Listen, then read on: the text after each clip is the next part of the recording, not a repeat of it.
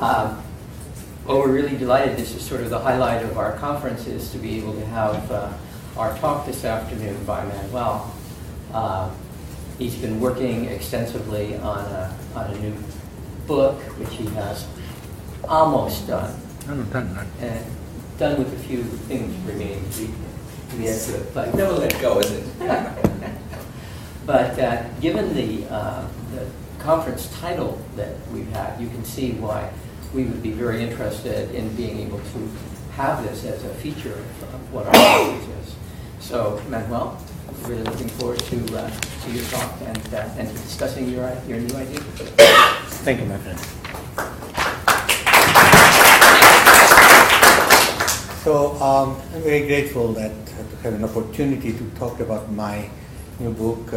Janet, Nosh, and Peter asked me to do it, thinking that that was the proper venue and moment to share for the first time ever my book. Except for the first time because I finished exactly 1 week ago.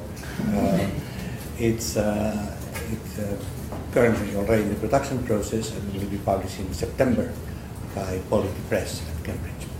Let me give you a little bit. So the title of the book says everything, and then, but I will comment additionally.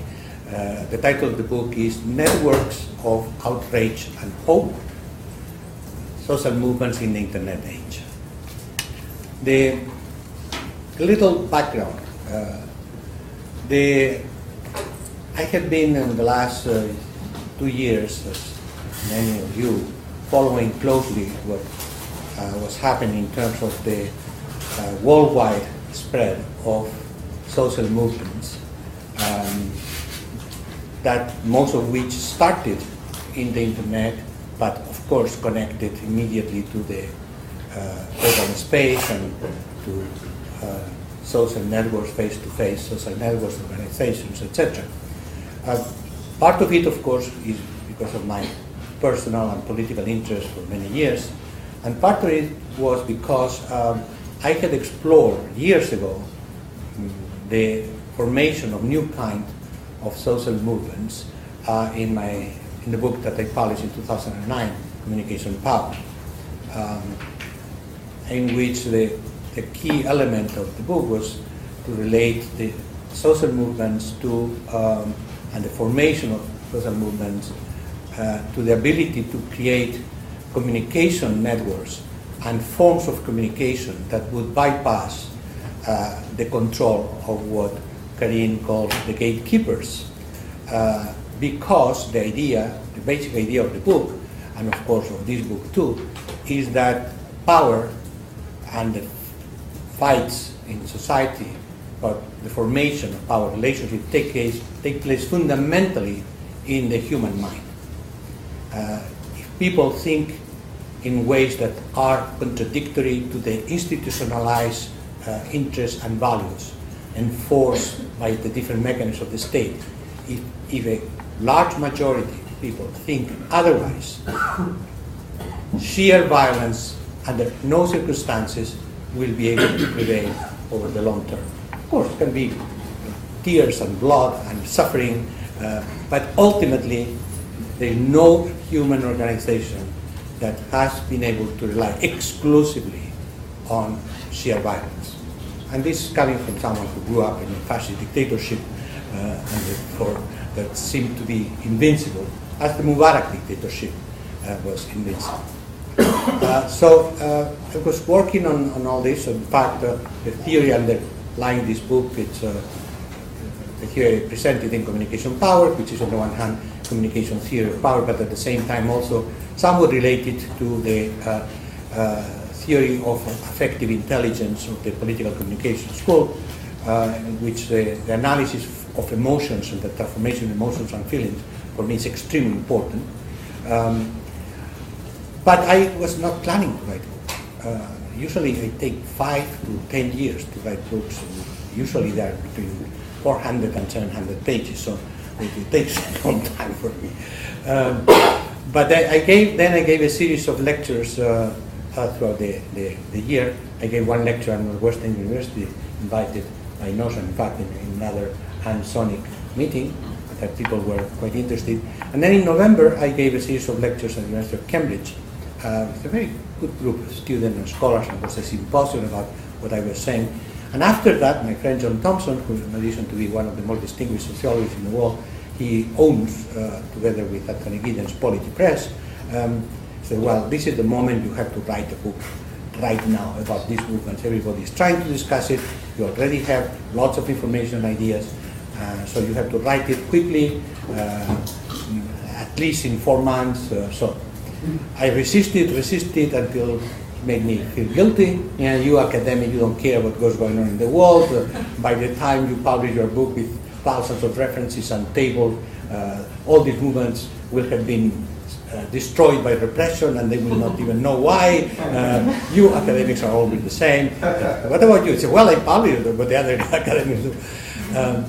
So fortunately, finally I surrendered, and I asked, but I needed, of course, the help of my great co-researchers, both in Barcelona and here, and Lana Sparks, who is there, said, don't worry, we'll do it in 4 months.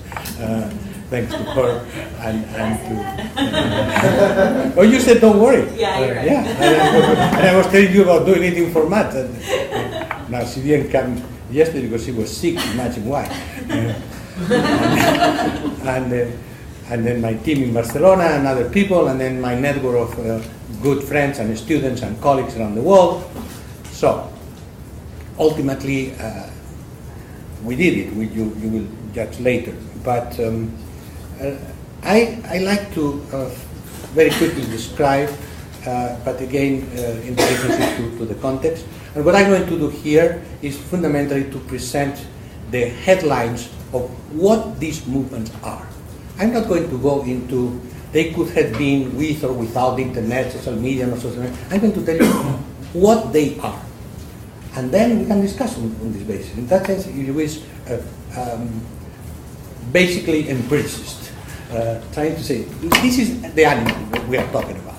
And when I say the animal is something precise, I mean there are not many animals. It's one animal in different contexts and different formation, but have very similar characteristics. And these similar characteristics is what I'm going to try to convey.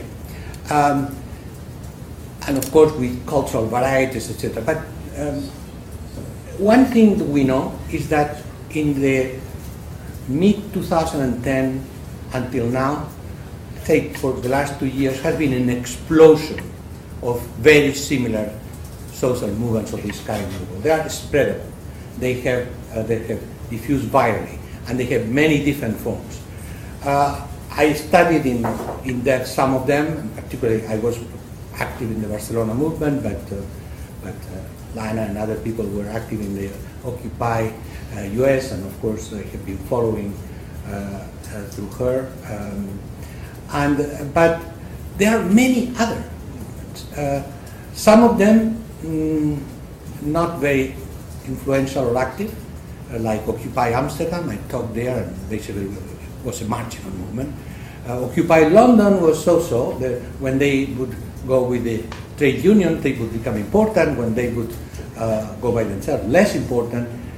But, you know, if you want some indication, in the United States, we have mapped out, in the book, about 1,000 sites of the Occupy movement.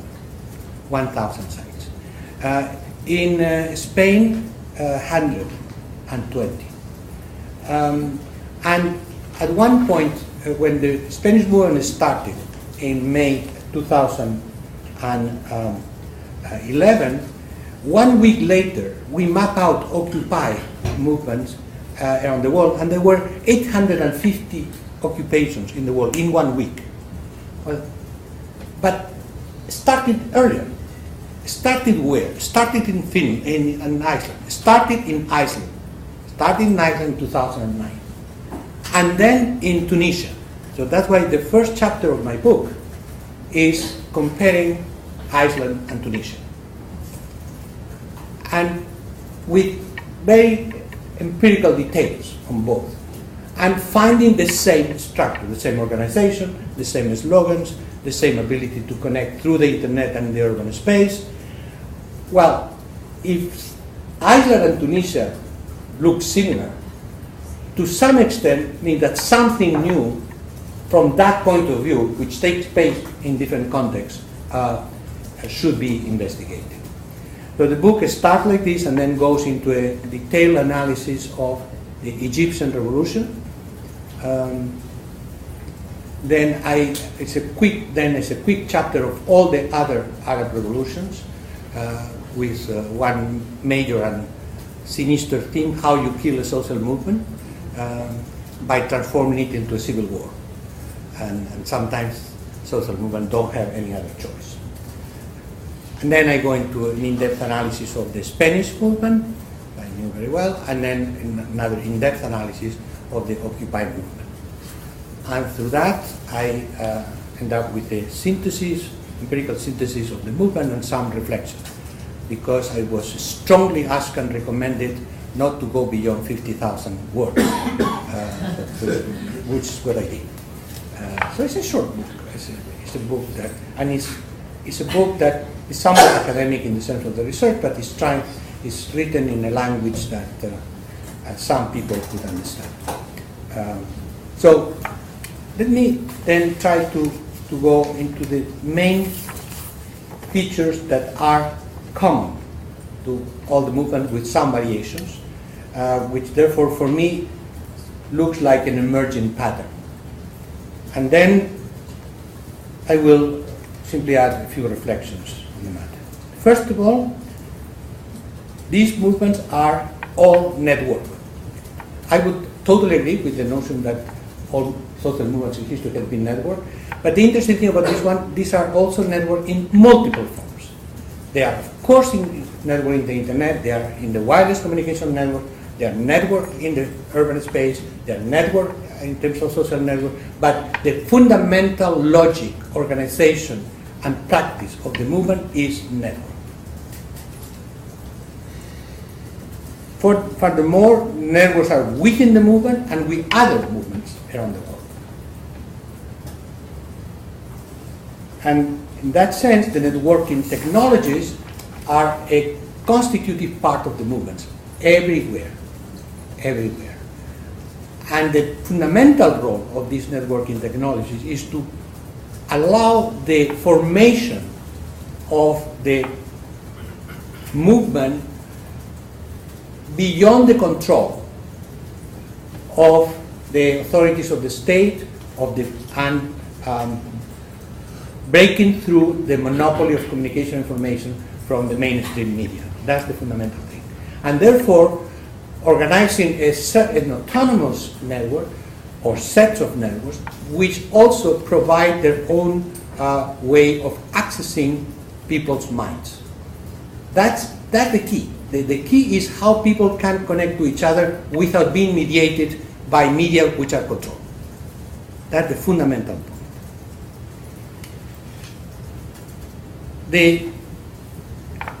Moreover, these movements, they have multiple nodes, and that's what allows that there is no formal leadership everywhere.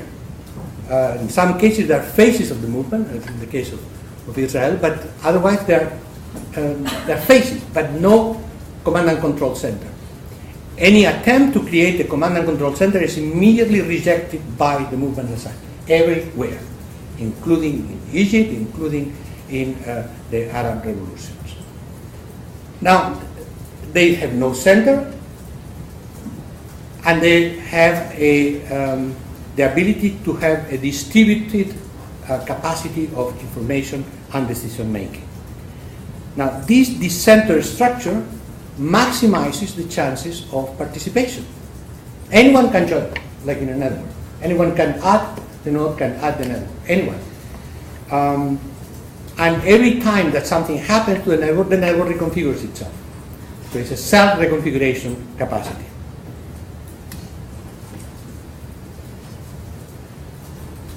Furthermore, networking with the movement protects the movement against repression.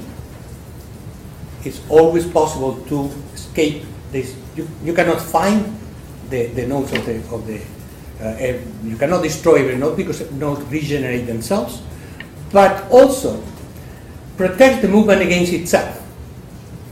Most social movements destroy themselves from internal fighting, from becoming factionalism, from starting to fight each other. That is, people can attack each other on the network, but the network survives. So network movements, but multiple modality of this network. That's the important thing.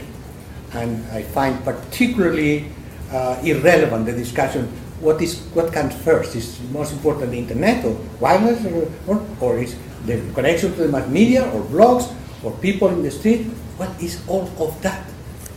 All of that network between these different networks at different levels of multimodality. Second, they become a movement. They are born almost systematically in the internet, in terms of discussion, in terms of calls to action, in terms of debates, but they become a movement by becoming visible in the urban space. So it's the passage from cyberspace to urban space that constitutes the movement. Why they need to go into urban space? First, for visibility. And that could be occupation or can be street demonstration. In Israel, for instance, were much more important street demonstrations than occupation. But when they are in the urban space, when they occupy the urban space, this has a key function, is to have people together. They are not a community. Why? Because they don't share a program, they don't share specific values, and communities are based on values.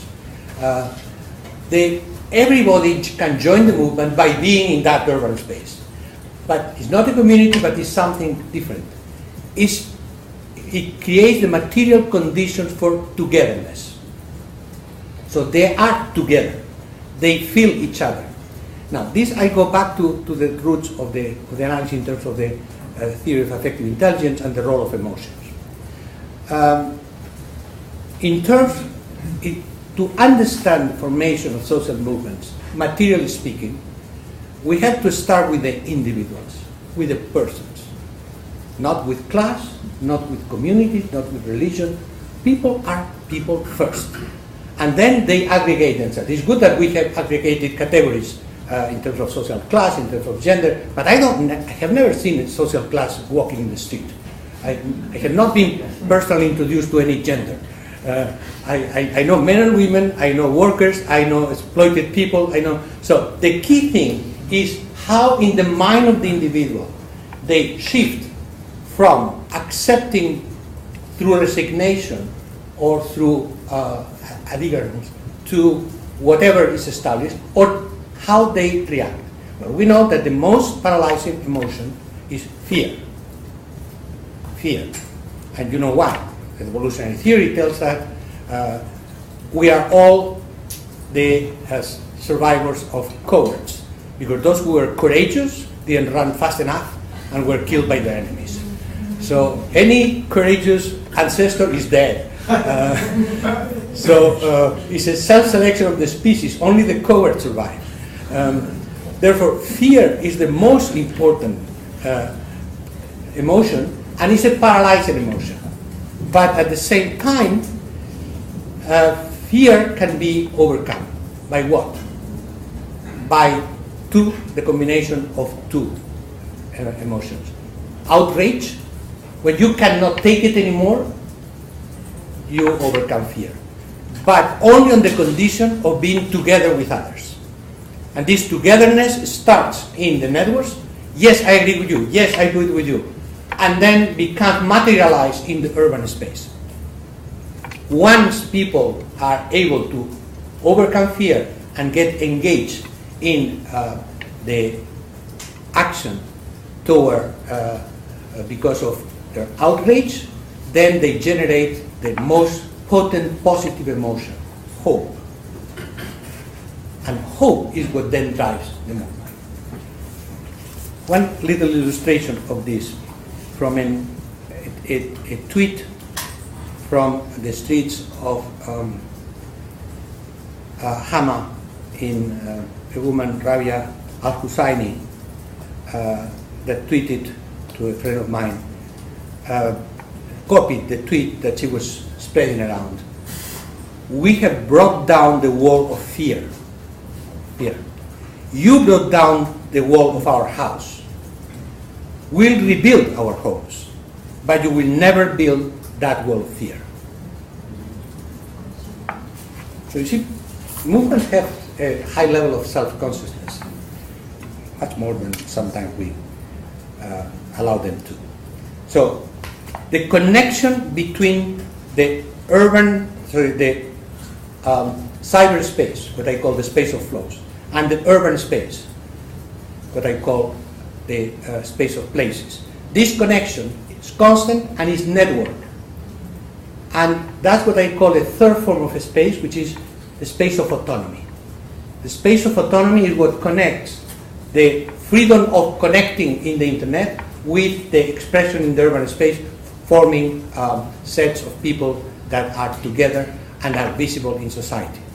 Now this is, by the way, is important to understand that occupations don't happen on wherever space. Occupations always are in symbolic spaces and in symbolic buildings that have meaning. And the critical issue will be as evictions of urban occupations multiply, which kind of forms of togetherness the movement will be finding in the future. Third, movements are local and global at the same time. They start in a specific context for their own reasons, and I think this morning's presentation was really emphasizing that. Movements are local, they're not, but they immediately connect to global. And is that global local network, which by the way can only be realized through the internet and through wireless communication, that constant global local network, local ultimately, that characterizes of these movements. Now, in terms of their genesis, these movements are largely spontaneous in their origin. They are usually triggered by spark of indignation, outrage. So that's what triggers the movement. What we know in the Arab Revolution. Yes, we know that all these movements respond to conditions of unbearable oppression, injustice, humiliation. Humiliation is very important. Most of these movements start with a claim for dignity. Dignity is much more important than fighting exploitation. Started in Tunisia, started in Egypt. The notion that I cannot be humiliated, I cannot take it anymore. And the same thing in the democratic movements, in the democratic countries, and all the movements were democratic, but in the movements in democratic countries, the notion that I cannot take it any longer became essential. Sometimes a particular event, in other cases, a broader set of events linked to a particular condition. In Europe, the financial crisis was extremely important. The view of governments taking state measures, cutting every social service, while at the same time the banks being bailed out and making historic profits, and being the ones who were bankrolling the politicians and all the parties together in this particular connection to the financial elite. That connection is what made the people explode.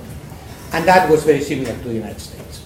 In the case of the United States, for instance, there were a number of studies, including the best data out of what Sasha was collecting, and he gave me an unprocessed version of the data, which cannot publish in the book because he has to publish. But through his data and others that I have been able to collect, a good number of people who started Occupy were refugees from the Obama campaign, who tried to play into the system, tried to play through reform, etc., as we have seen and Lance was saying the other day.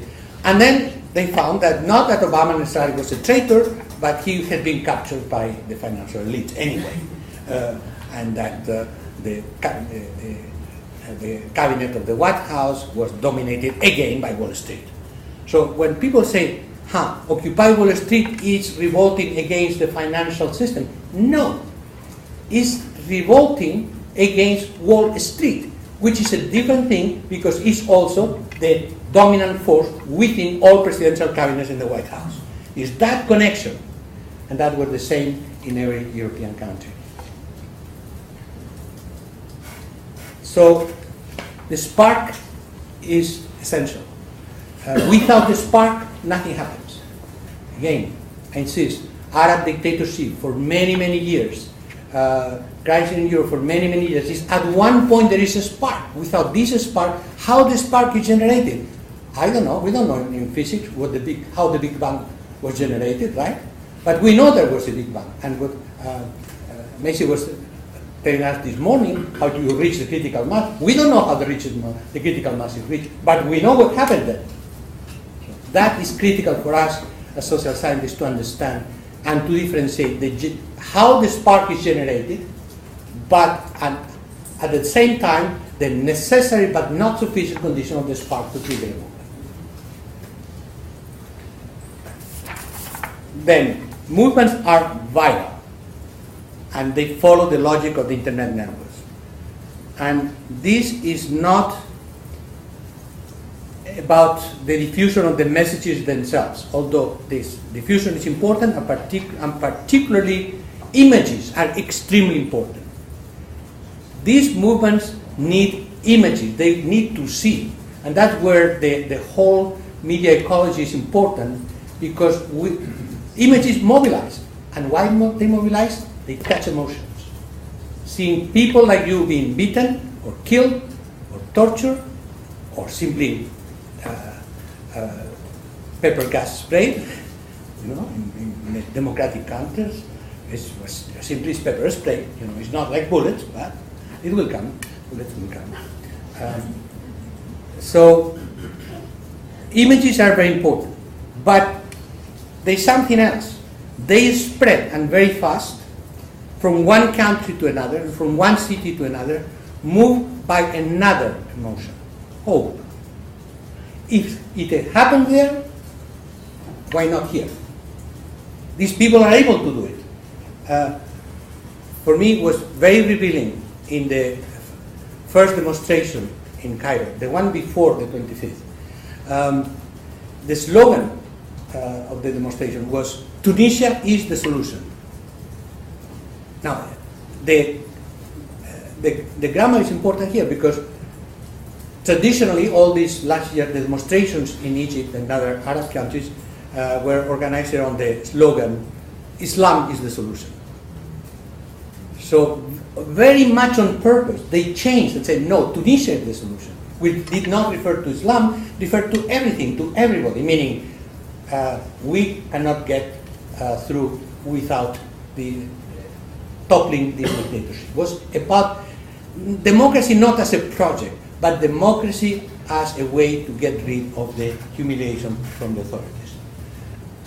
In Spain, the movement started, the very first demonstration before May, with the slogan, "Iceland is the solution."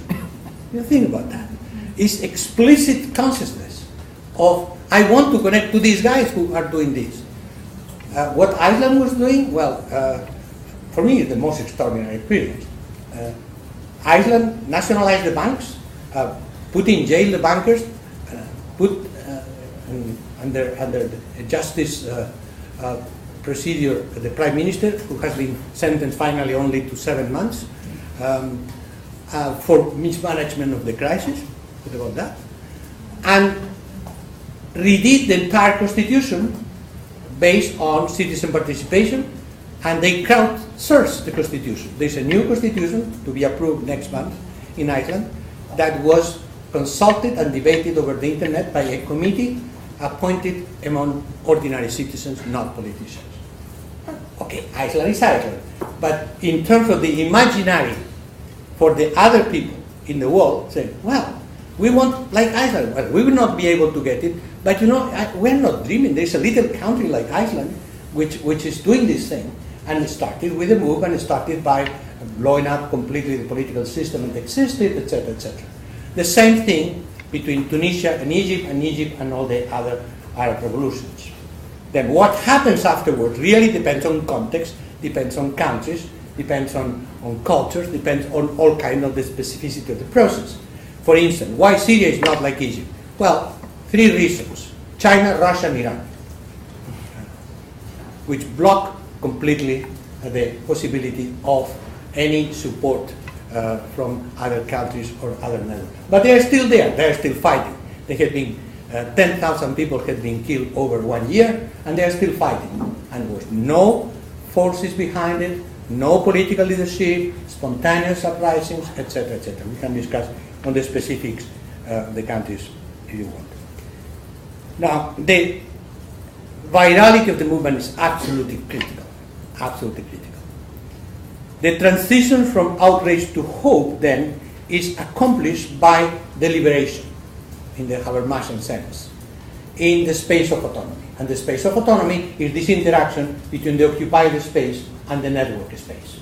In that combination, and please, if we continue to work on this, let's just forget about the discussion if they were tweeted, not tweeted. Of course they were tweeted, but they were also occupied, and they were also demonstrating, and they were also talking to each other, and they were using fax machines, they were using everything, as normal in any movement history. So why these movements are more on the internet than before? Because there was no internet before. so the movements exist. The movements exist with the communication media and communication networking capacity of their society. In the working class movement in the 19th century, they started in the large factories. Why? Because there they could see that they were a class. They could touch the class. The guy on the assembly line on my side, that guy is like me. Started in the pubs. Why? Because in the pubs was the space of autonomy vis-a-vis the factory.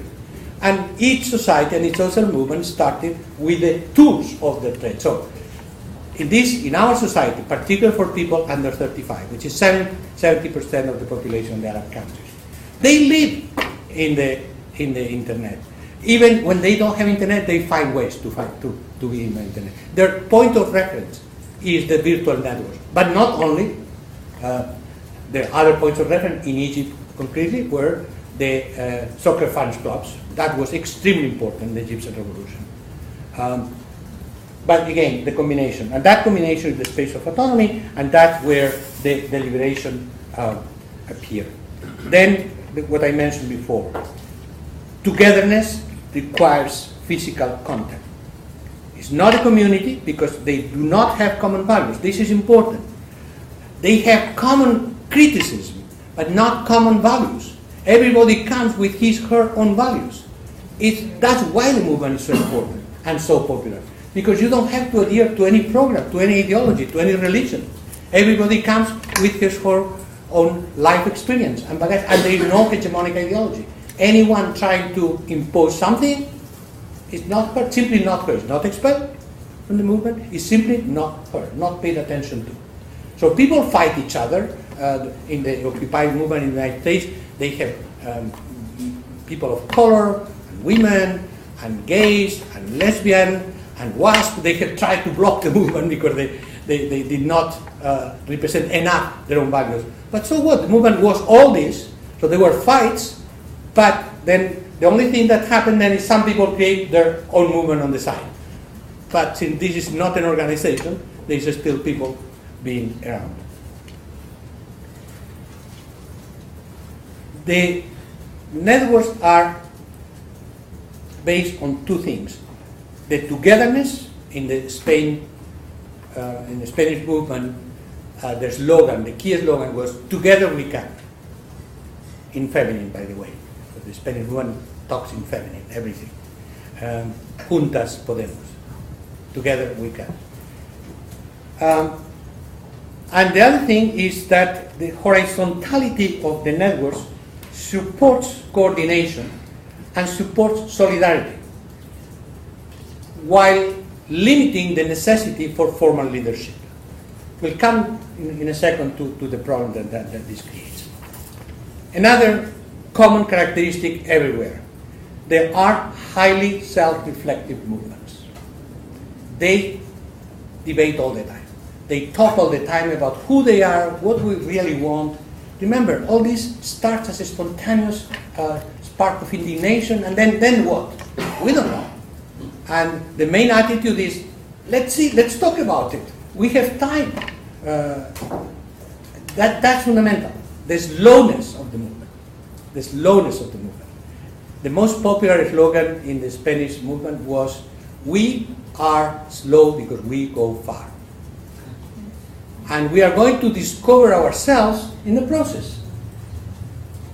Why? Because many people, this is the first time they participate in any major protest, but others, they had the experience of all these endless causes manipulated by revolutionary groups, by all left that tried to be new by being hobnobbing with the young people, so to see if they could go back to their childhood. No, all of this is verboten. No, we don't have to go back there. We are already there. And we create what? A party that's going to have 3% of the vote and then merge with another one that will get 3% more, and then will be 6% in the parliament, and then what? Another important feature which is systematic and for me is the defining moment of truth for the movement in the months to come. They are explicitly non-violent movements, engaging the practice of civil disobedience. Now, as in any social movement of a certain size, movement that mobilizes hundreds of thousands of people, there are always some people who decide that that's a great moment to start their own revolution by attacking police, breaking a few windows. That is very, very limited. It's very, very limited. What happened, the Black Bloc in Italy in the globalization, that was more serious matter. That was a serious matter. And now the Black Bloc is trying to reappear. But until now at least, we don't know in the future, until now what I have observed is the movement have tried to avoid violence, and more important, overwhelmingly they are non-violent. Now, I have myself participated in a big discussion on the matter. One of my talks that is now viral in the internet, in which I said that the most important, the fight in last May 27th, very important that it's much more courageous not to be violent in front of violence, because otherwise it's delegitimation of the movement. 6 hours later, the police attacked the encampment and was a real beating, like in the Gandhi movie, with people being bloodied for 6 hours, and a new line of people would come and sit peacefully and being bloodied, and another line until 157 people were sent to the hospital. Of course, what happens after that was that the movement received overwhelming support of the population, and there were tens of thousands of people demonstrating against that, which is also part of the history of social movement, has always been done. If the repression does not eliminate the movement, when the barrier of fear is already overcome, the movement is in fact strengthened. Yeah, there are martyrs, but all revolutions have martyrs. Now, the problem is, of course, if you don't have institutional response, like in Israel, so such a nice Israeli government, Netanyahu, great hero of peace and everything, and they are nice to the demonstrators. But if you don't have such a great government, and if all governments block, and if all governments stop the movement and use simply police and not reform, then people start getting nervous. What should we do? Well, at least they do something which has been traditionally done by the movement, civil disobedience. And they block peacefully some buildings, they sit in the streets, they protest in front of some meetings. When that also is forbidden, then becomes certain and there you have some reactions that could lead to violence. As soon as the movement becomes violent, in the case of the non-democratic country dictatorships, Arab countries, etc., that becomes civil war. And goodbye to the movement. That then is a civil war of different kind. And on the civil wars, geopolitical factors intervene. Intervene in Libya, intervene in Syria, intervene in Bahrain.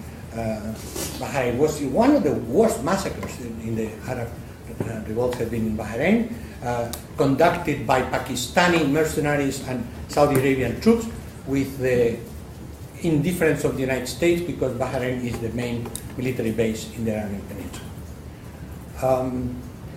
And then yes, well, the movement in Bahrain as a movement has disappeared. So it's possible when you go to the extreme of Bahrain. In Libya, there is no movement. It's now tribal, factionalist, etc. In Syria, there is still a movement, but on the edge of going to civil war. Why to civil war? Not because of the movement, but because Saudi Arabia and Jordan have sent their own trained militia to Syria to fight Assad, who is supported by Iran. And that's part of the geopolitical game between Iran and Saudi Arabia. But, so through different ways, the worst enemy of the social movements as they started, the one poison that could kill them, is the shift towards some form of violence that immediately amplified by the media is delegitimizes the movement. And the only thing that the movement has to connect to the 99% is legitimacy. The only thing. Which then is extremely important there, the role of a non-controlled media, social media, television network that can diffuse the ideas and the real images of the movement, because that restores the connection between movement and population at large. So again, the communication process is absolutely essential. Another key feature, these movements are rarely programmatic movements, rarely, except when they focus on ending a dictatorship, and then they have one demand: the dictator should go, and all the clique around the dictator. But they are not programmatic movements. Now, many people say, well, that's a weakness, and it is, because you don't identify a number of issues, you don't have specific demands. How can you mobilize, and how can actually measure your impact on society and on the institutions? Well, on the other hand, if they have a specific program targeting a few number of issues and policies attached to the issues, then they will only attract those people who support these issues, who are interested in these issues and in these particular policies. An example, one of the main demands of the Spanish movement was the change of the electoral law, which really is based on the don't rule, and therefore all the two major parties get everything. I actually participated in the drafting of an alternative electoral law, very serious with all the technicalities. We did a mathematical distribution of the seats under the different forms, etc., etc. And that was supported by most of the movement. But the movement was not about the electoral law. It was about many other things. So ultimately what movement do, they put everything together. And they have a manifesto about 351 demands, all equally important, because you cannot drop anyone. So that's a weakness, because you don't have a concrete program that prioritizes and has to be implemented, etc. But at the same time, this is the strength, because the movement said, well, whatever people want. Why whatever people want? Because what they are asking for is for representation and participation. I will not elaborate because the problem is, yes, we have all these demands, but regardless of the policies that we propose, if there is no channel of true political representation and participation, there is no point about making more demand. It will go into the same process and will be rejected, because we already have that. If the political parties do their own thing for their own interests, regardless of what we propose, will go into the political parties. So we have to create a power relationship between whatever is the movement and the political parties for they to pay attention, because until now they are not paying attention. Why not? Because why political parties that have designed an electoral law to keep the control of the parliament through only for the two parties, why they would change that if the two parties who have to change that? Well, only at the one condition, that they cannot resist any longer, that the crisis of legitimacy becomes threatening, and then they have to concede. But that's not at this stage of the movement. So there are social movements in the sense that they try to change the values of the society.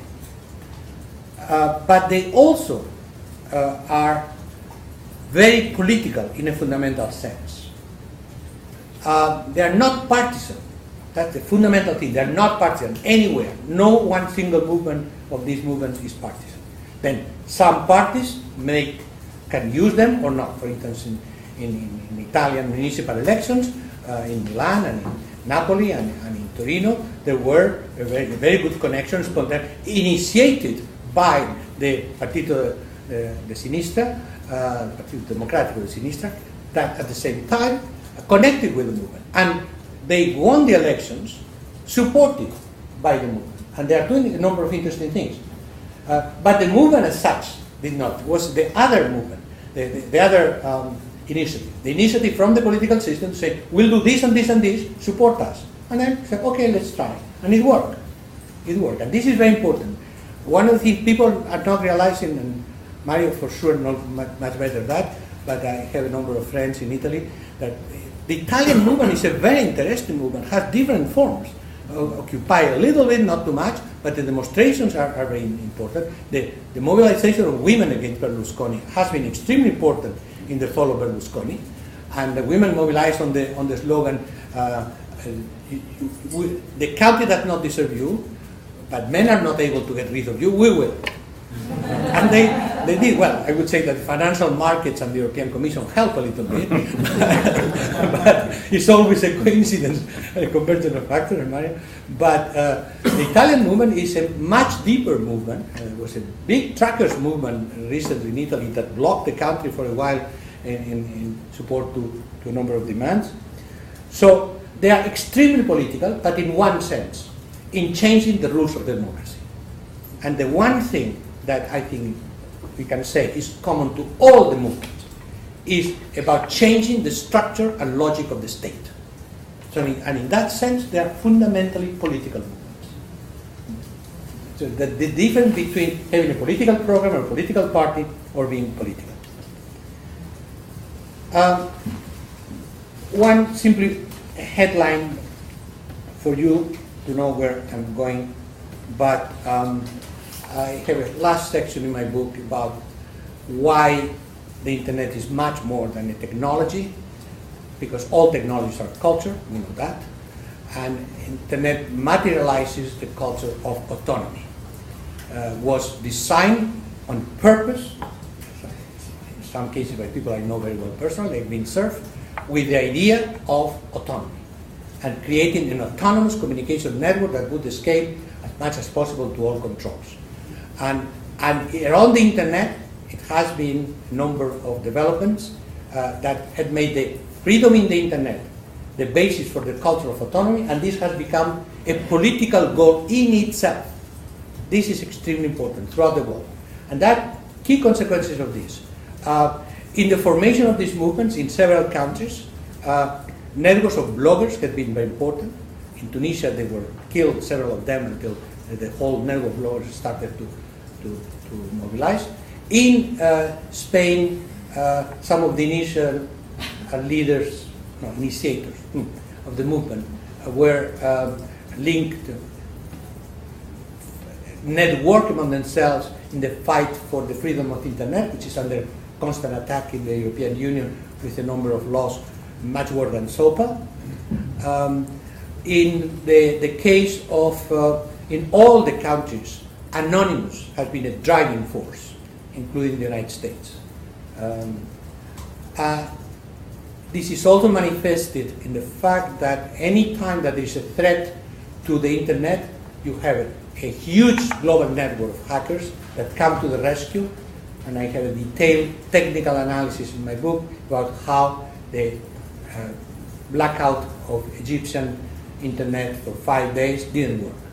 Communication went through a number of mechanisms. If you are interested, we can discuss it. So, what ultimately is resulting from these social movements? The famous notion of the outcomes of social movements. There has been And there is a huge debate within the movement, which I think is more interesting than many of the things we discuss in the research world, about what is an outcome. What is an outcome? And the debate is in the following terms.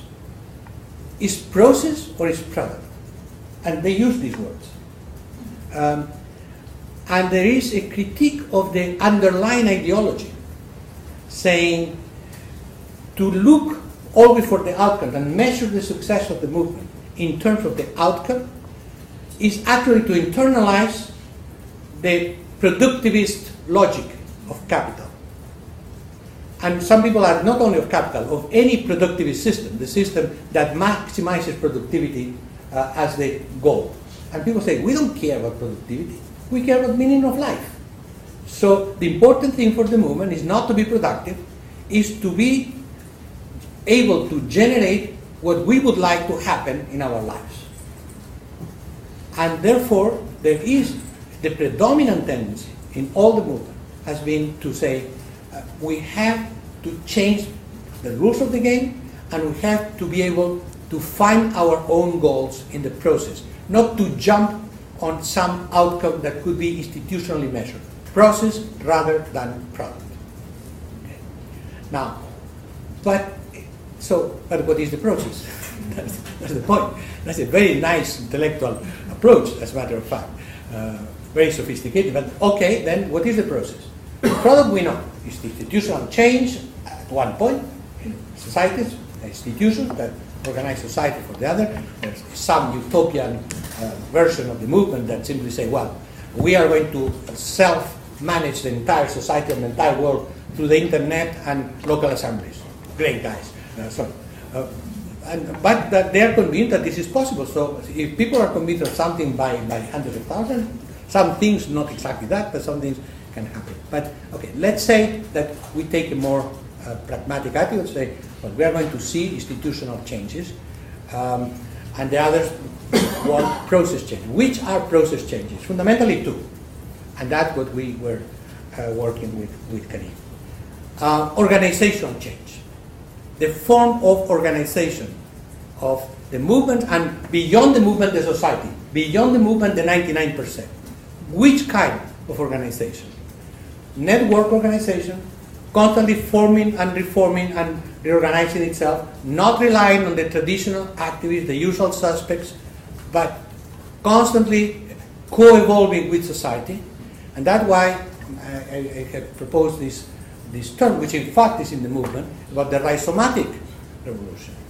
That is, networks of people doing things for certain purposes that appear and disappear depending on moment, depending on circumstances. There is something bad that happens in society, they converge, there is a spark, there is something, there is a mobilization. At one point, this may or not may translate into an impact on the institutional society, but it's always there, it's always beating. It's always a heartbeat there, which we see, we don't see, it reorganizes itself. That is the rhizomatic form of organization, which is the concrete contribution of all the movements to the process. That's why the Islamists are going to win in Egypt. Well, yes, but they are not going to be, because in any free election in an Arab country in the last 10 years, the Islamists would win. So the issue is which kind of Islamists, under which kind of control. In Spain, the movement, the great political success of the movement was the absolute majority of the Conservative Party in the election. But the success, but if you look at the data, in fact, was not the Conservative Party that won, because with the same votes would have lost the last two elections, but the Socialist Party was destroyed, wiped out, 40% loss of the vote. So people would say, what a great progressive political impact to destroy the Spanish Socialist Party. There has been the reformist force in Spain for many years. But other people say, well, that will teach a lesson to the next one. These ones are not going to revive anymore. These are finished. But the other parties, whenever they appear, and if they appear, they will know that we don't necessarily have to go and vote. We can exercise veto power. not only by ourselves not voting, but by creating such a crisis of legitimacy of the party in society at large, that then people are massively disaffected, which is the point. It's not the power of the voting power of the movement. It's exposing the corruption and the political indifference of the existing parties of any kind to the movement. Results, 6 months after the election, after all this idea that, well, the movement doesn't count, etc. Yeah, the Socialist Party is still at the same level of vote, but the Conservative Party has dropped 15 points in the opinion polls. So the number one party with 65% of the vote is people who say they are all the same. That's a crisis of legitimacy. So I don't think it's a great development in history that the movements end up in simply crisis of legitimacy, but some people would say, is a precondition for something else.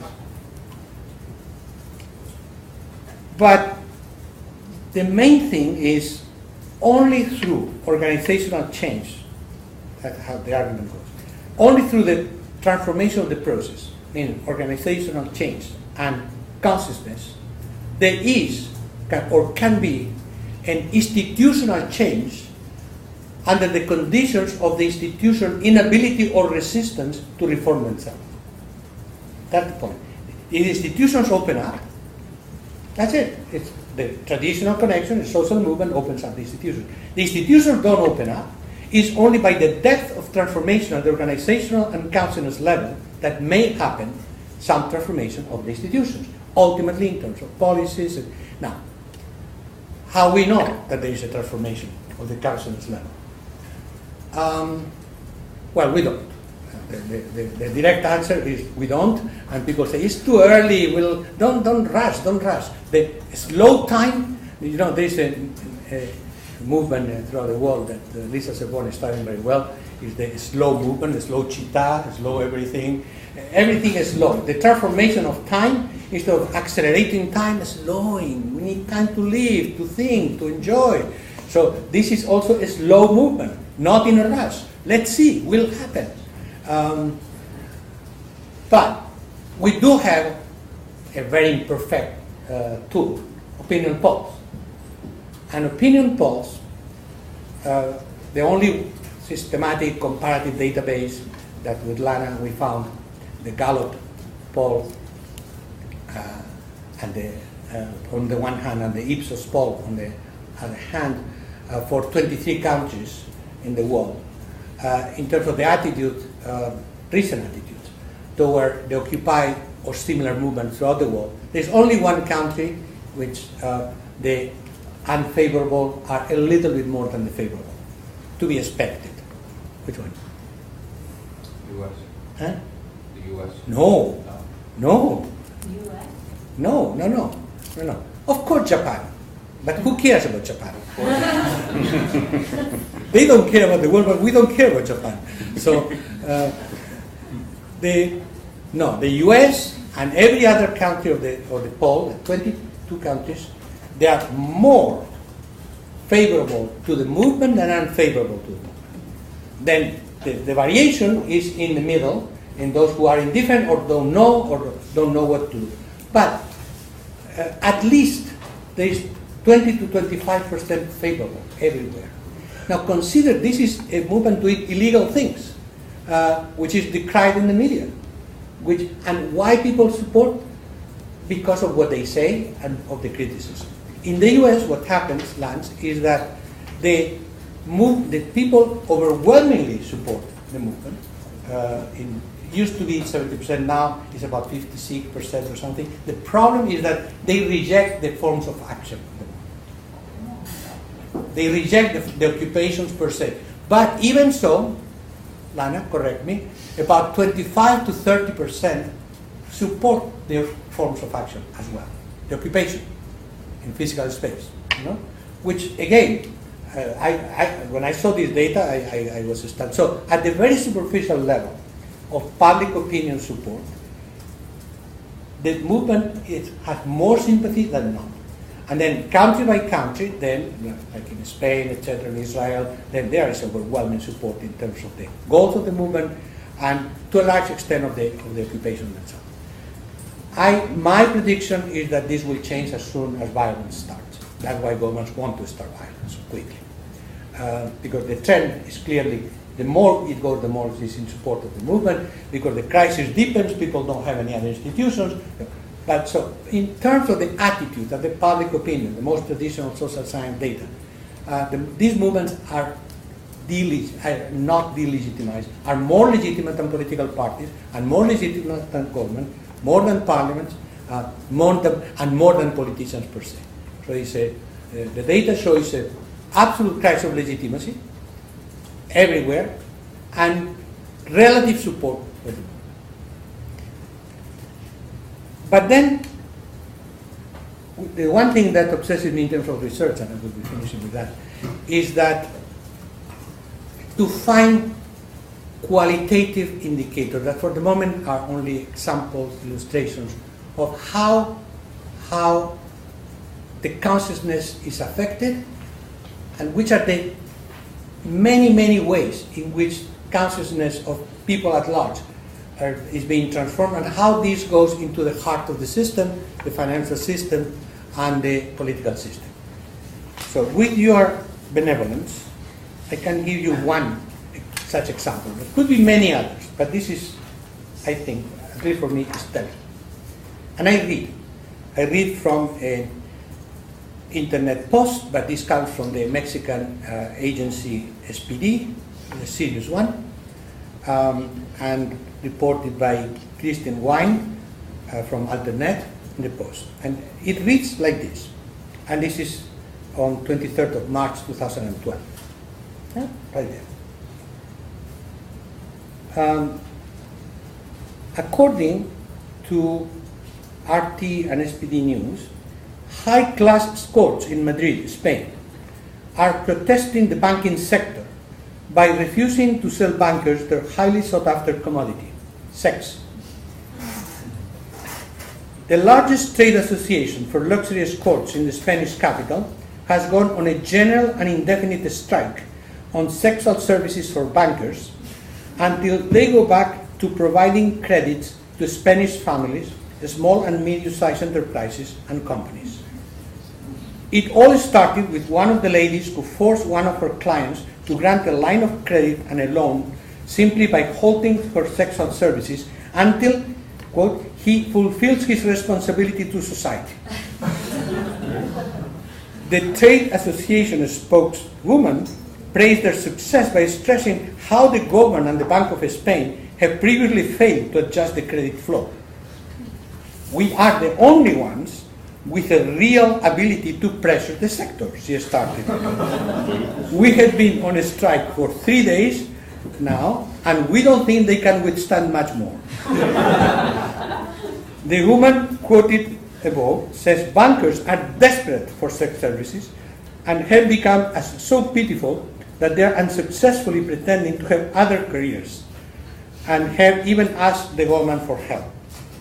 But the Minister of Economy, Luis de Guindos, reportedly told the Mexican SDP Noticias, which broke the story, that the escort industry lack of regulation makes government intervention difficult. In fact, there has not been a formal communication of the strike. The escorts are making use, according to the minister, of the right of admission or denying entry to, well, you know.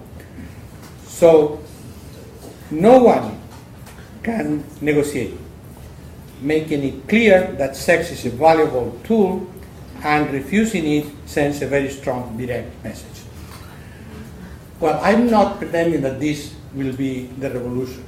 I'm using as an illustration that if there is a cultural transformation in many sectors of society, this filters down into non-traditional forms of political practice and rebellion. That's the argument, of course.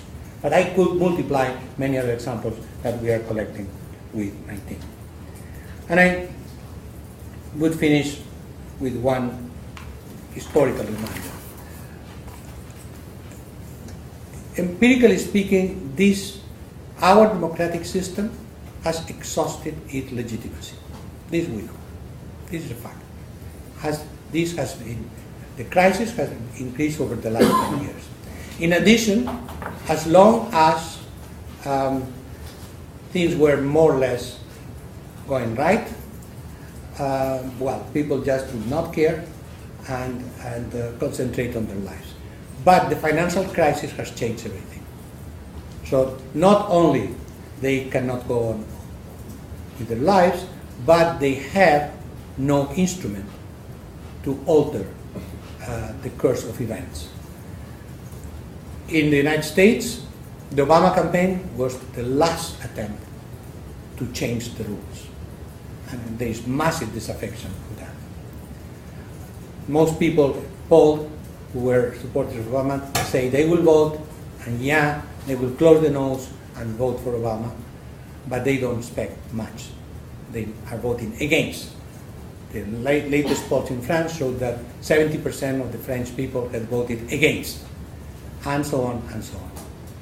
So under such conditions, the gap between what the movement is doing at the level of the consciousness, at the level of the minds of the people, and the institutional change, and the policies that derive from the institutional change, the gap is huge.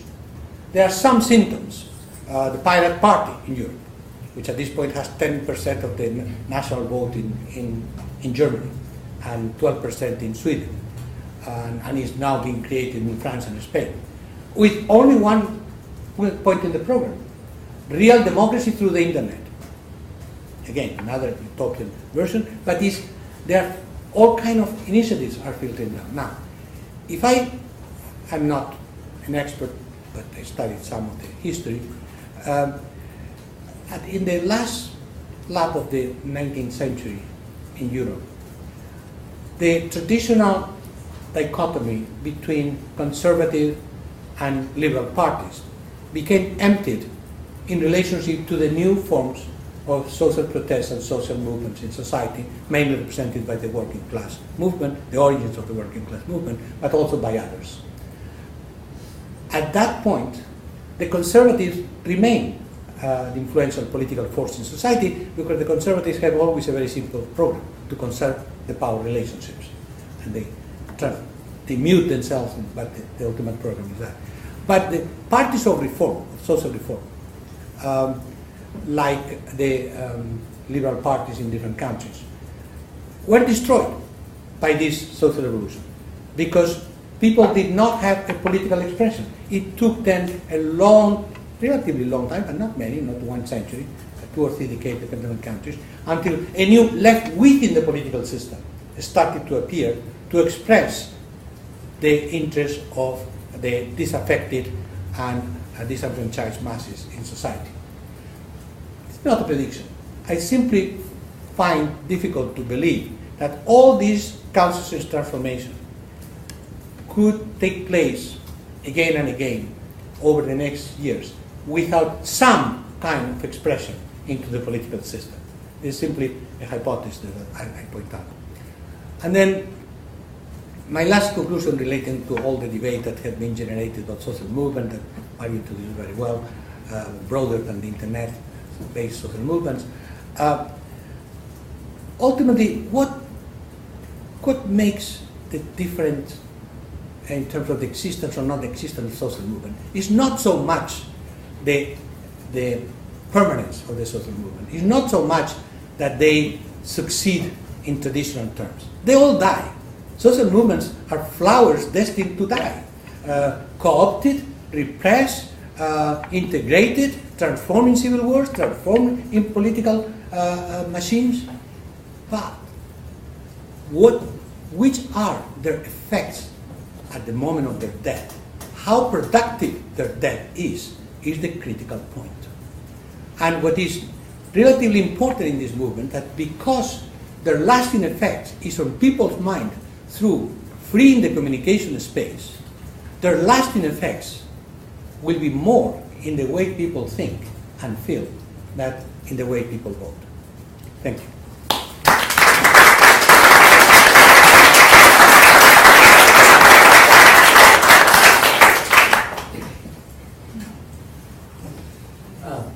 Let's just talk directly to Manuel.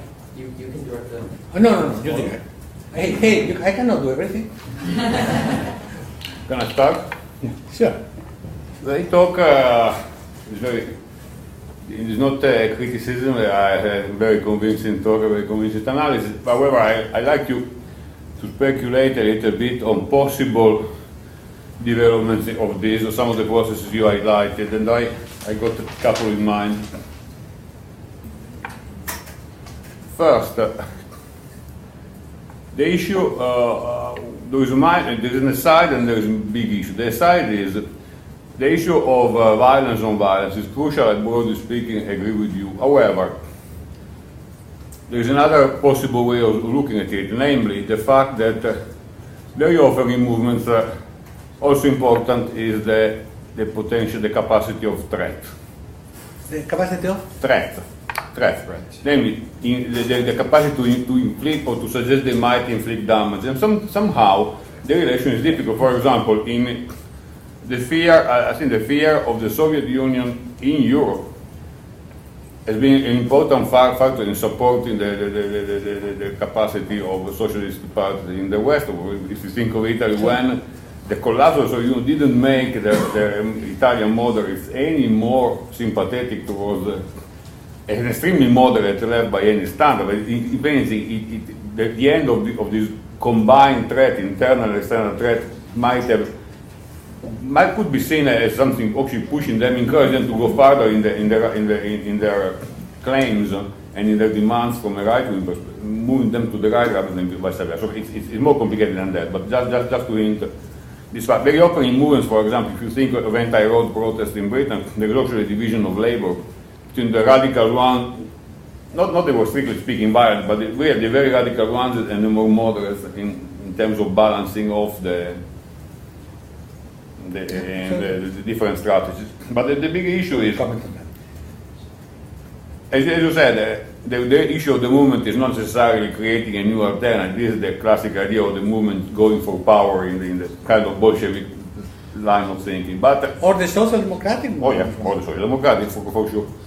The question is, however, as you said, there is a lack. The problem is the presence or absence of interlocutors or conversationalists or references in the system, and which is clearly lacking. You pointed that out very clearly. Is clearly lacking these days. Now the issue is to what extent the emphasis that they are placing on the rejection of the system as a whole, in the absence in the absence of midterm results, could not simply contribute to the spread to the reinforcement of an anti-politics kind of sentiment that might ultimately play out in the hands of populist right-wing parties. Because this is something which has been out of your presentation, because the possibility of economic crisis turning bad and leading into totally different types of mechanisms. Anti-politics has been particularly dominant among the right wing in Europe. It's not distinctive of the left. And I would like to listen a little bit of your elaboration on that. Well, absolutely. I left this out simply because I was trying mainly to describe for you this animal that we are talking about, not to do a whole analysis, but I place this in the context of this broader analysis. But I tried to say, well, these are the eyes, this is the nose, these are the legs. But you're absolutely right. First, in terms of the threats, again, people react to fear primarily. And the political systems and the population. That's why violence is extremely important, because it instills fear. And so what is the fear in each country varies at this point. Quickly and then concentrate on Europe. In the Arab revolutions, the fear is, for one part of the population, is Islamism. Supported by the United States and the Western powers, for whom this is intolerable, and they're trying to see if it is like Turkey or not like Turkey. So there is a scapegoat. There is Islamism.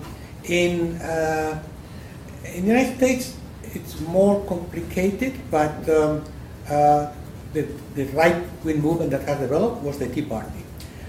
The the big failure of the Tea Party is that it was immediately co-opted by the Republican Party, and therefore stopped being a populist right-wing social movement. I call them the stormtroopers of the Republican Party nowadays. And that's, actually, this has eliminated a lot of resistance against the government. Now, okay, you are the party, you are Republican Party. And some occupiers of the Occupy movement come from the Tea Party, which is an interesting, so it's an anti-system, anti-establishment movement that has been now politicized in the sense that it cannot be legitimate in the revolt. In Europe, you are absolutely right. People say, well, other countries don't have this movement. Yes, it's a different form of movement, but it's an anti-establishment movement which goes into right-wing, populist, xenophobic trend, which is very deep, much better than me, and in some countries it's essential. It's essential in Scandinavia, it's essential in France, it's essential in Italy. In all the countries it's hovering around 20% of the vote. So I would have a hypothesis. Countries where you have movements that with other values express the disaffection with the system have much lower xenophobic right-wing movement. Greece, Portugal, Spain, France has no movement, but France has Le Pen. Norway has no movement, but Norway has a killer party. I mean, the guy who killed is from one party, which is currently the second largest party with 21%. Finland, the true Finns. So all these countries don't have a movement of the occupied style. So sometimes in some of my discussion with European political leaders say, well, what you have to choose. You want Occupy or you want fascist? Because the disaffection of the system goes both ways. So I totally agree with you, and I did not include this simply because I was talking about the Occupy, but you're absolutely right. The crisis of legitimacy has two political expressions.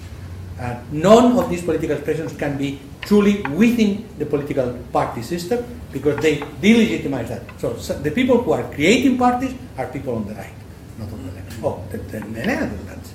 The Netherlands, the Wilders is coming to the United States next week to present his book on titled How I Am Surviving the Invasion of Islam and the Destruction of Europe. And he's the leader of the largest party in the Netherlands now that just forced the government to collapse because the government was not right-wing enough. And the other thing that you mentioned, the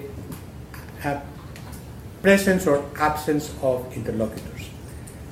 That's the critical thing. And in our analysis with Karim, we try to identify this as a key variable. Depending on how the gatekeepers decide to open or not to open the gates, there will be a different dynamics. What I call the title of my conclusion in the book is Social Movements and Reform Politics, an Impossible Love. So my notion is that it's not impossible if they are the two partners, but if one partner doesn't do anything with the other, then it's impossible. But there is a big distrust. But the variable that we have there, Mario, is under which condition there is interlocution or not. And for the time being, I don't see it anywhere in Europe. Sasha. So I'd love to hear you talk a little bit more, in more depth about the dynamics inside the Occupy movement. And I'm not sure, it plays out very differently across the different movement spaces that you're describing, the local context. But in Occupy, in terms of race and gender dynamics in Occupy, I'm totally convinced by your entire sort of presentation of what you found with the movements, but not by the footnote to which in the presentation you just did, you sort of described almost as marginal the internal conversations about to what degree really taking race and gender seriously within Occupy is going to be crucial to whether the movement can spread beyond the predominantly white college students. Although it's a very diverse movement and it depends on which local occupier you're looking at, the reality is if we look at the demographic data, it hasn't spread to the quote-unquote 99%, it's the 25 or so percent.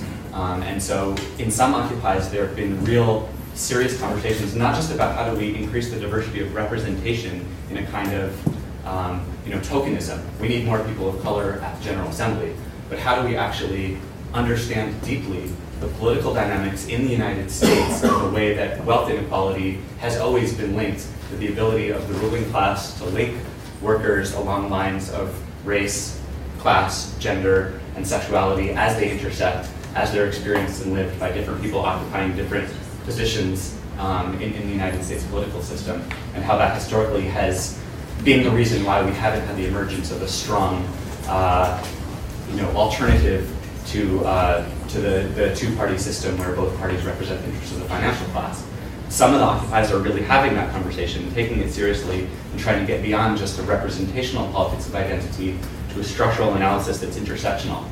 And so I'd love to just hear you talk more about that and how that's contextual by country. But what can Occupy in the U.S. learn from some of the other movements, and conversely, how does the unique historical composition of the United States and its population make it in some ways a more difficult space than perhaps some of the other cases? You're absolutely right. It's it's a fundamental point. I have not. I didn't say that was marginal. I say simply that people don't define themselves as I am gender, I am this, I am that. But in fact, taking seriously what I'm proposing, which is people go into the movement for their own motivation and attitude, that would reinforce the need to see what happens in terms of the people who primarily feel that they are excluded and humiliated, etc., for reasons of race and gender. Now, the point is that empirically speaking, I have seen the debate in the movement, but I have not seen this as a main theme of the movement. So and what I have been trying to stick very closely to what these movements are, because it's such a confusion that I want that we have, at least in the first phase of the movement, a profile of what they really are. Now, what I have seen, and please, John and Lana, correct me in this, and Kevin, what I have seen is tensions within the movement in the United States. Say in a minute about Europe. Tensions in the movement. And some of the arguments have been, well, you do not represent people of color, do not represent the specific interests of women. And the debate that I have seen, the response is, well, we don't represent anyone. People have to represent themselves, so come here and do things. That has been my perception. So it's not that you need a platform for women, a platform for this, a platform for that. No, you are all here, and everybody does her own movement. That's what I think. It's not like having a platform for a traditional organization. Right. Let me rephrase it then. So the response to that argument, right, is that the classical response of the white left to people of color has been, our space is open, you should come participate, and then we can build a movement that everyone is part of. The problem is that when people are existing in positions of structural inequality that give some people more free time, where some people have access to increased levels of digital tools and skills and literacies, where basically access to all kinds of resources is structured not only, it is structured by race and gender in addition to your position within occupation. And so the issue then becomes a space that's supposedly open reproduces the structural inequalities of race and gender. So how does a movement... That's normative. Okay. So talk about that dynamic a little bit. How does a movement move beyond the space of saying, we're open, everyone can participate, come to the table? And it's the Fraser's critique against Habermas, right? This debate goes on endlessly. Well, that's normative. And I rarely venture into the normative thing in an academic meeting. First, there had been moments in the movement in Occupy, and which these key demands concerning racial inequality, the mobilization against the guy who was executed, right? You say the name.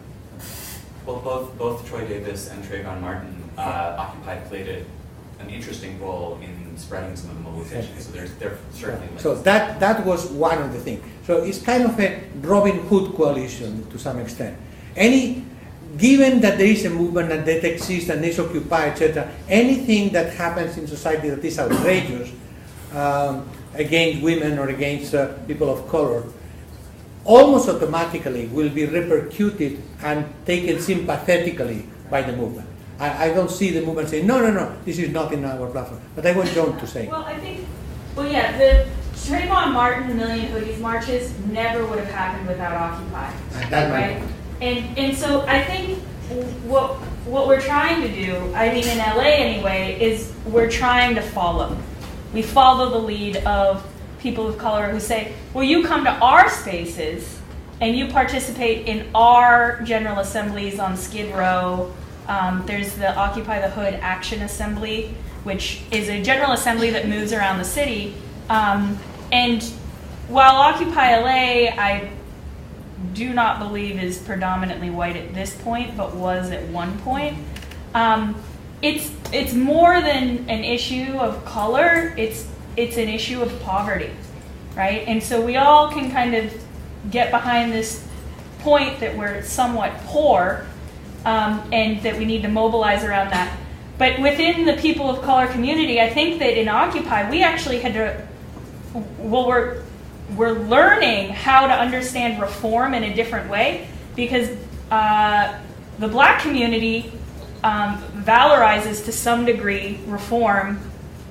Even members that I know that were part of or continue to be part of the Black Panther Party still respect the efforts of the civil rights movement and Martin Luther King, even though that they had been sort of pitted against each other in one way or another.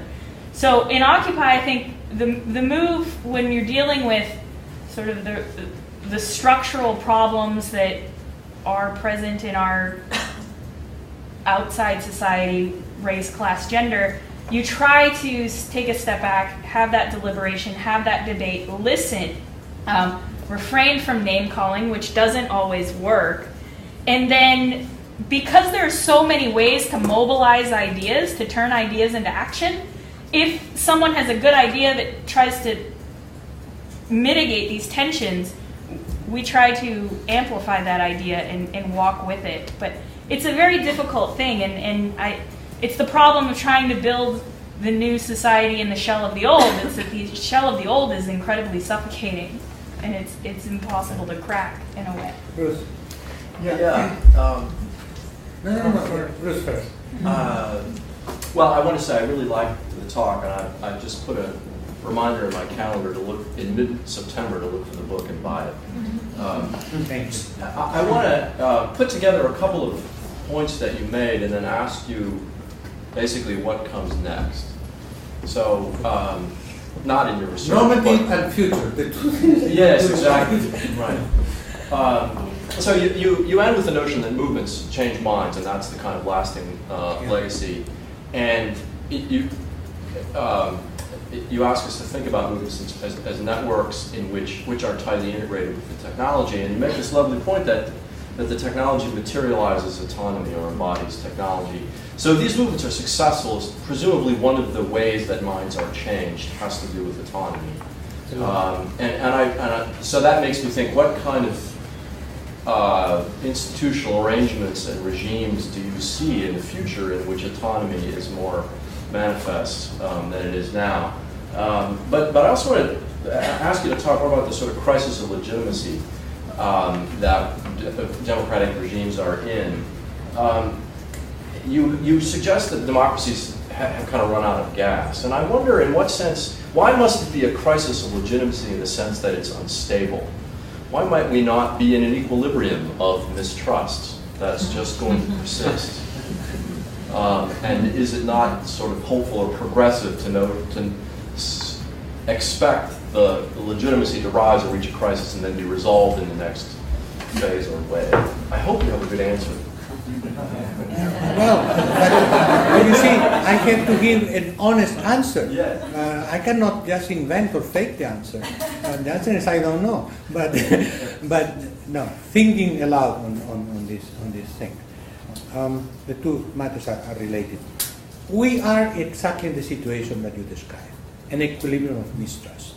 You know, the data, I can send you the latest wave of data on all these matters. People don't trust each other, don't trust the political institutions, don't trust the government, don't trust the banks, don't trust the parliament, don't trust anything. And at least in the United States they trust God, but not in Europe. So it's, and by the way, that's why evangelicals are taken over everywhere, because they are filling a void.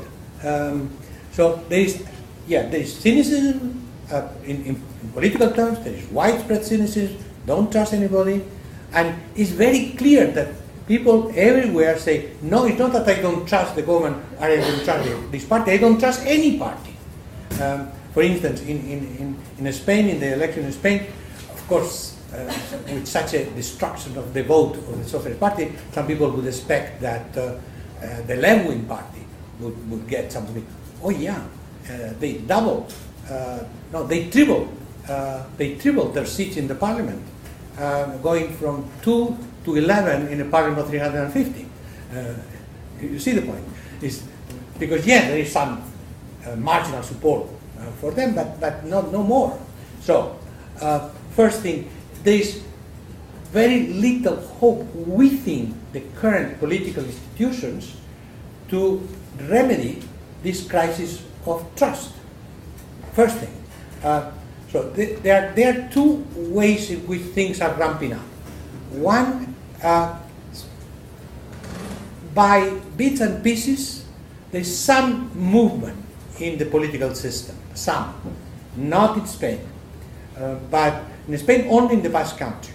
In the Basque Country, the pro-independence, ex-terrorist party is now #1 political force in terms of the election. But the rest of Spain, nothing. In Germany, I just was collecting the data for an article. That at this point, the current situation in Germany is the Pirate Party has 10% of the vote, the Greens 14%, the left-wing party, which is the ex-Communist Party of East Germany, 7%, and Merkel 35%. So all these things. All these parties together have more than Merkel, okay? And the Social Democrats 27%. So the only possibility for Germany in a year from now, if this continues to be the case, will be the Grosse Coalition. And yes, sure, we all get together, so the vote doesn't get robbed. So right and left and center all together against the barbarians at the gates. How long this can be sustained? That's the issue. That is the issue. And that is where I go into all things being equal. If nothing happens, if we're still being able to consume, to have a joyful, more or less joyful life, if there are enough xenophobic feelings to beat up the other rather than change ourselves, etc. Yes, but if there is a crisis at the heart of the system, which is being meaning the welfare state, which is what in Europe was what sustained social stability. If the welfare state is under not threat, under process of partial dismantlement as it is, then there is no social cohesion in economic terms and no political trust. So yes, ultimately through police, and then we go into the consolidated states that Steve was talking about, you can still, you have the monopoly, the legitimate monopoly of violence, you can maintain the system, but if we look historically, and you have been doing this all the time, this complete crisis of legitimacy in contradiction with the principles of representation and with the notion of citizens that they can actually intervene in their government has limits. So the only thing I can say at this point is that I see the poles of the contradiction.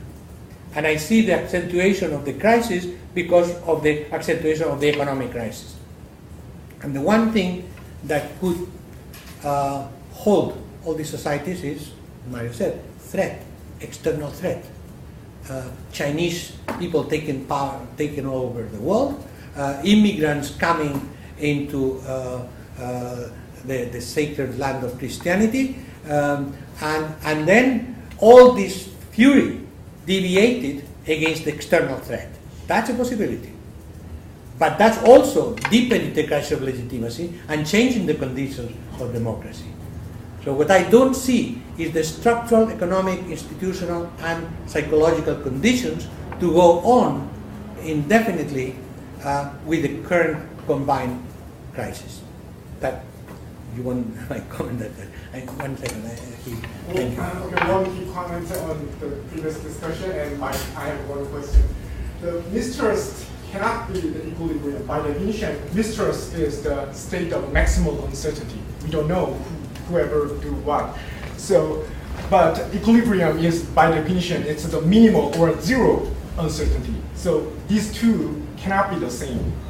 That's my one comment. And question is, I'm really interested in you introduced the two psychological or emotional factors, the hope and fear. I really like that.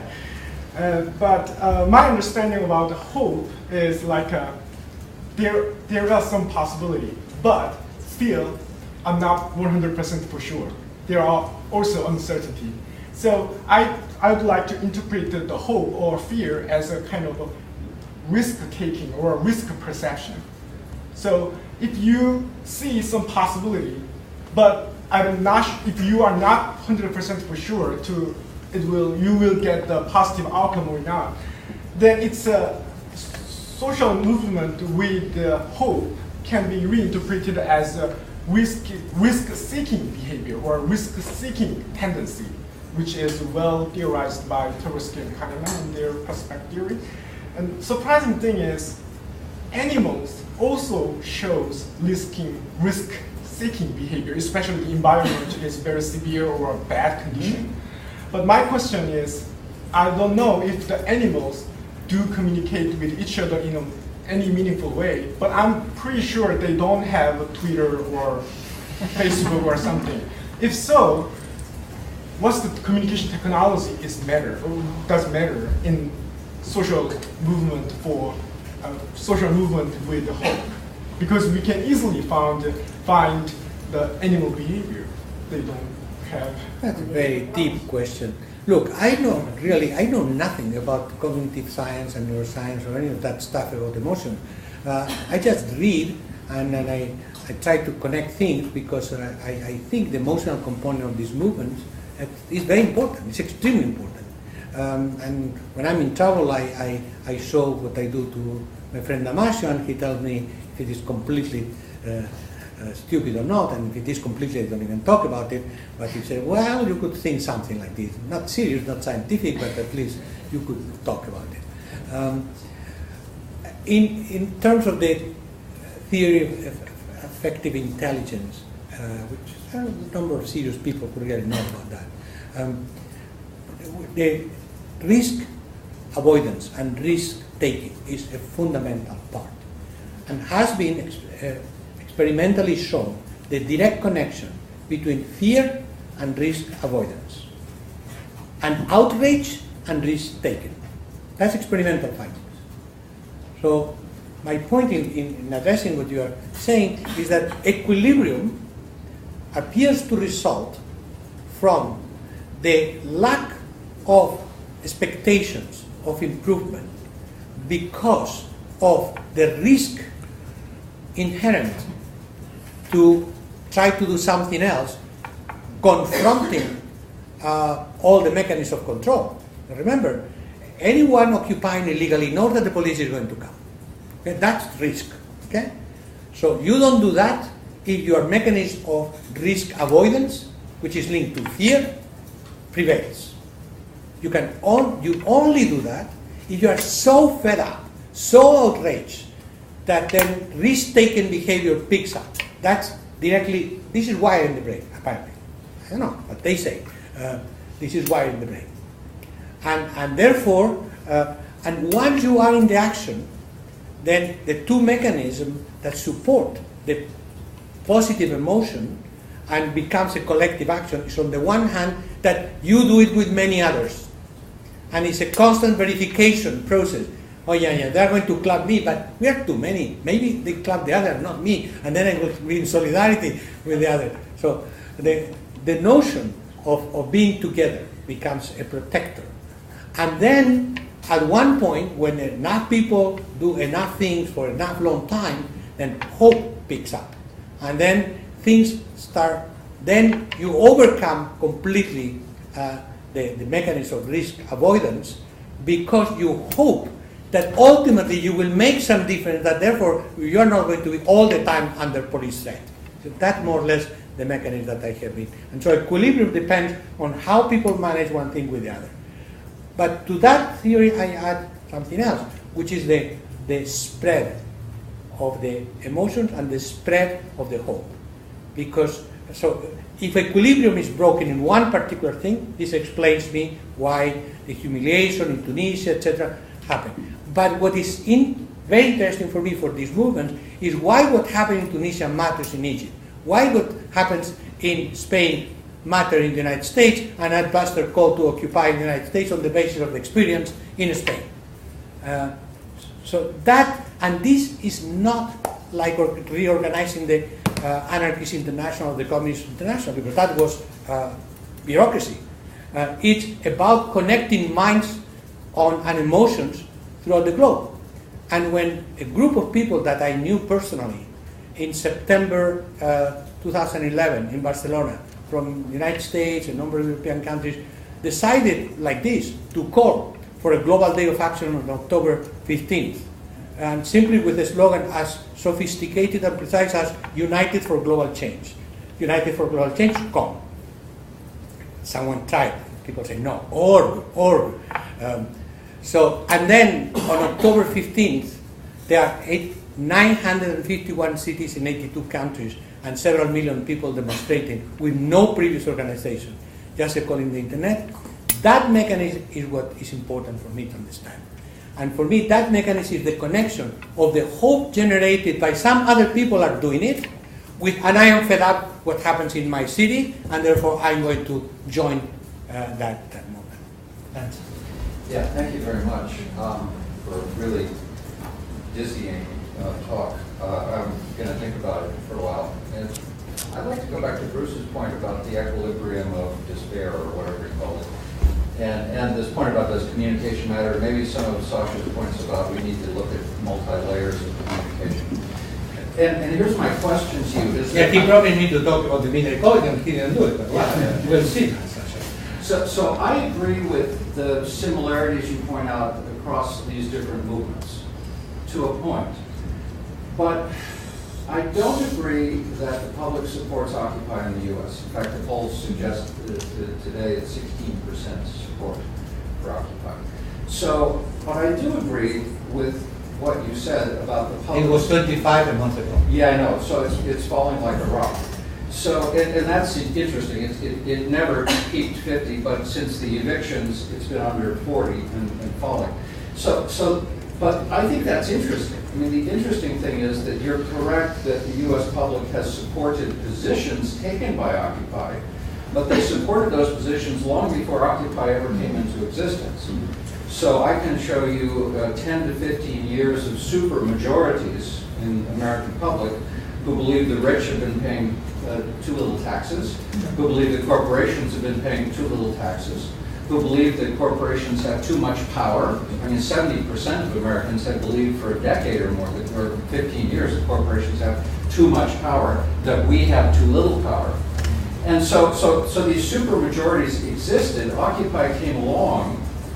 I think Occupy's effect was twofold, but it hasn't won the hearts and minds of the American public as a movement that they want to embrace. And I think it matters whether a movement wins the hearts and minds of the public. I think it did in Iceland. I think it did in Egypt. I think it did in Spain. I think it did not in America. But I don't think that means Occupy had no effect in America. So I think the interesting question is that if you can see some important differences across these movements, we should point them out and figure out what they are doing politically in their respective political context. And so given that setup, what I'm going to sort of ask you is, does it matter that only 16% of Americans support Occupy? Maybe that doesn't matter, and I'm sort of agnostic about the answer to that question. Does it matter that a majority of Spaniards do support the Indignados? And then what if what Occupy's contribution has been is twofold. One is the old social movement tactics of direct political pressure on the Democratic Party and on Barack Obama personally to actually deliver his promise of hope and change. To the point where he polled the abstract issues surrounding that and discovered they polled reasonably well with his needed voter demographics. And so he lifted them away from Occupy without ever claiming Occupy as a support group for those ideas, nicely distancing himself rhetorically from that, and taking some of those positions which he, lo and behold, discovered Americans have long supported anyway. And so there's one direct political tactic that I think Occupy succeeded with, but the other one is equally interesting, which is that out of the crowd bubbled up the 99%, which we've talked about. And it has gone viral, but not among Occupy supporters at large, but among the public. I mean, that has become a meme that a lot of people can identify with, and that Barack Obama is now using. So we see these memes that have taken on lives of their own without necessarily being connected cognitively or affectively by publics back to supporting Occupy. So I guess my question is, does it really, would we want Occupy to communicate differently so that the public might embrace it more, or is it doing just fine in the U.S. and it's doing just fine in Spain because public support it even more? First, what you mentioned now is the thing that preoccupies me most, and I would say probably the preoccupies more people in the movement. Absolutely. First of all, it does matter if the 16%. It will not translate into anything direct, but it does matter. It really does matter if you have support or not. Although for me, the most relevant figure is not the level of support, but the relationship between support and opposition. That's the critical thing. And a month ago, there were 27% for, 25% against. Again, because we should not forget that this is, after the evictions, it's an illegal movement that is under direct threat, etc. So my point is that still is a significant size of the population that is more supportive than critical. And the others, look, in a situation like France, 3/4 of the people would, at this point, would oppose any occupation. It's not the case in the United States because all the others are indifferent or not know. For me, the data about I don't know is relevant. So the two things, the relationship and the data about not know. So it is relevant. But you are right that most of the issues that were raised were in the public opinion polls way before the Occupy, although I would say they have been accentuated somewhat, particularly in relationship to the notion of inequality.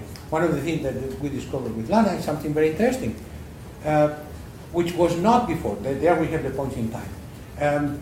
People in America now, in the majority, think that there are class conflict, that there is a conflict between the rich and the poor. This did not exist before.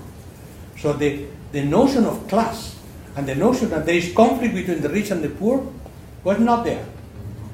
So some of the elements have shifted. However, the two important thing for me is, on the one hand, precisely because there was this general crisis of legitimacy and this feeling, precisely the Occupy movement could pick up. So pre-existing conditions were then expressed in the movement. And the key question becomes, is going to be a dialectical relationship, pre-existing crisis of legitimacy, help the movement to emerge, and then by its emergence, the movement deepen the crisis of legitimacy or not. So, and there we need different indicators. Some of the indicators go into the direction have not. Some others, like this one, and I can find others in the direction that maybe yes. But then from there comes the issue of what is the relationship to the institutional system with the possibility of ultimately reform politics. Most of the reform politics happens not by meeting with the movement and saying, okay guys, let's talk. That's only in wonderful Israel, but other than that in other countries it doesn't happen this way. It's about Obama thinking, these guys are theoretically my guys, they cannot be too upset, I'm going to do something. Instead of doing 100%, I'm going to do 20%. And this 20% is the incremental contribution to reform. Yeah. But Peter doesn't want me to pick up. Thank you, Manuel, for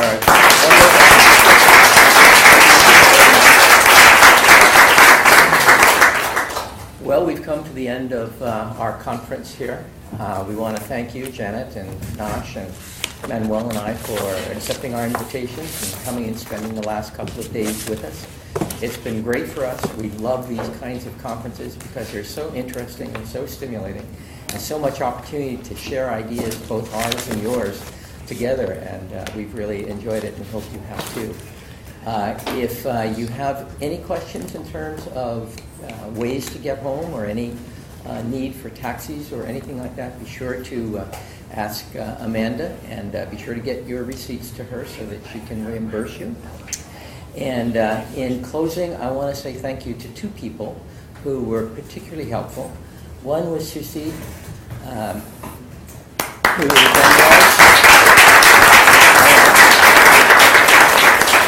and the other is Amanda, who has